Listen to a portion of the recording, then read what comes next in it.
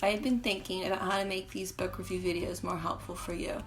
And I think the best way is going to be to expand the videos to cover multiple sections so you can get an idea on the content that is in the book.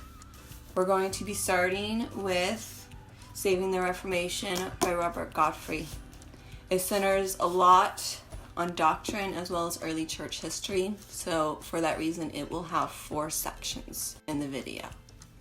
I hope you enjoy. So this is our book, Saving the Reformation by Robert Godfrey. We're going to be covering 4 central sections of this book: history, doctrine, articles, and lastly, errors and the rejection of those errors.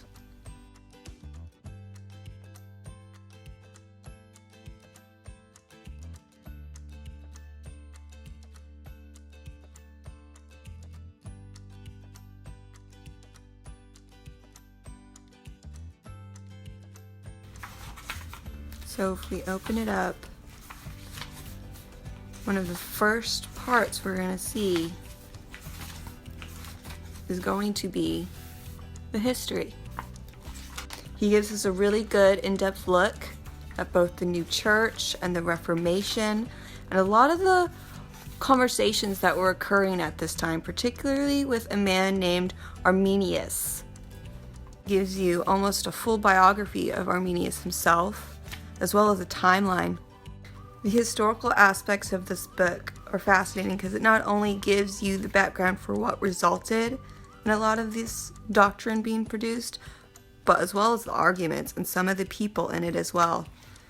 In the back, it even one of my favorite things that it goes into about Arminius is that it doesn't just show you a lot of his views, it shows you kind of the background, particularly his early background even as a child and how he emerged on the scene, particularly his controversy with his sermons on Romans 7 and Romans 9.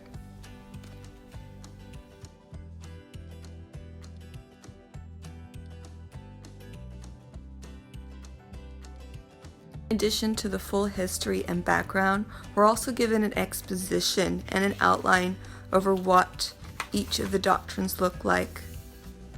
The dispute between Arminius and Calvinists would center greatly on predestination as well as church governance. It's going to result in a variety of doctrines, including the Declaration of Sentiments as well as the Canons of Dort.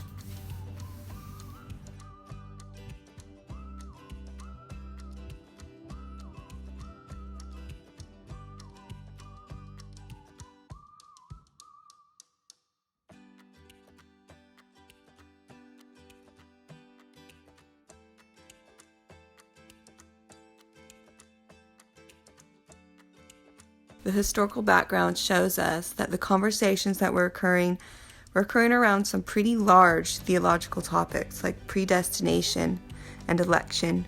We're given 2 in particular views known as infralapsarianism and supralapsarianism, which were very significant at the time.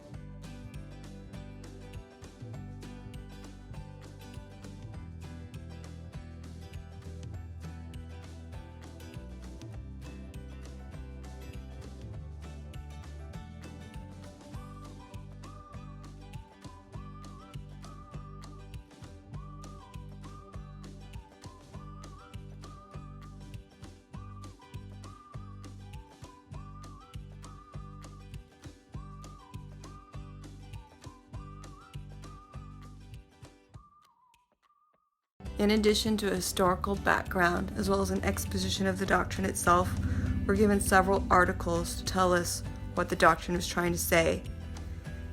A lot of the big questions asked when it comes to doctrine is, what are they trying to say they believe?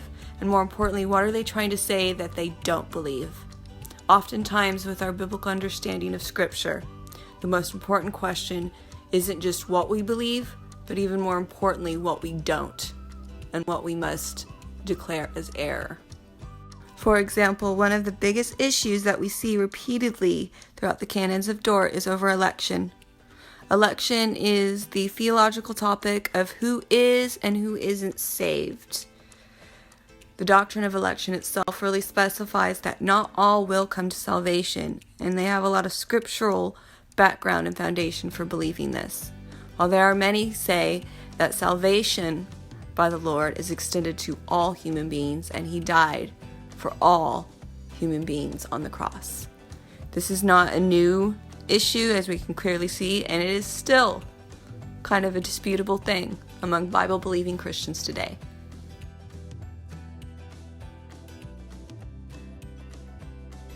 We are now in our fourth and last part of the book, which centers on the rejections of errors specifically. As I mentioned earlier before, sometimes what we don't believe can be just as essential as what we do. And they clearly lay out several rejections to errors that were being presented at that time on the issue of predestination and election.